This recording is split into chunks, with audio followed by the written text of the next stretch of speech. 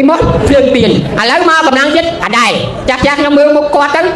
2 ឆ្នាំមុនតើ2 ឆ្នាំមុនជាងនៅតែដែរខ្ញុំចំណាំខ្ញុំចេះសម្លឹងមើលទៅសិតសឹងតែជាអ្នកទ្របគាំទ្រគណៈបកប្រជាធិបតេយ្យឥឡូវនេះខ្ញុំមើលឃើញទៀតមានក្រុមប្រឹក្សាឃុំក្រុមប្រឹក្សាឃុំដែលជាអង្គបោះឆ្នោតរបស់គណៈបកភ្លើងទៀននឹងបានមកចូលរួមជាមួយនឹងគណៈបកកម្លាំងជាតិច្រើនខ្ញុំសូមអរគុណផងដែរចំពោះអ្នកស្រីអឿងសេរីបានជាស្ត្រីក្លាហានប្រវត្តិរបស់គាត់ក៏ជាស្ត្រីកាត់ដេរនៅក្នុងរោងចក្រសហគ្រាសមួយដែរអញ្ចឹងគាត់ធ្លាប់តវ៉ាជាមួយការកេងប្រវ័ញ្ចរបស់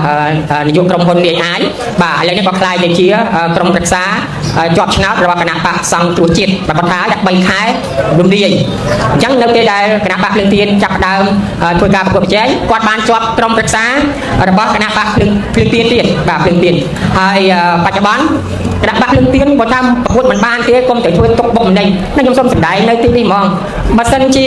ខ្ញុំមានណាគេប្រកួតប្រជែងអីគណៈបកណាដែលគេល្អអីគេថាគេប្រជាធិបតេយ្យគិតពីបងប្អូនប្រជាពលរដ្ឋមែនហើយក្រុមប្រឹក្សាឃុំសង្កាត់របស់គណៈបកកម្លាំងជាតិឧទាហរណ៍ណាគេទៅចូលគណៈបកដទៃទៀតខ្ញុំអត់ខាត់ទេខ្ញុំអត់ខាត់ទេអត់ទៅធ្វើទុកបុកម្នេញទេ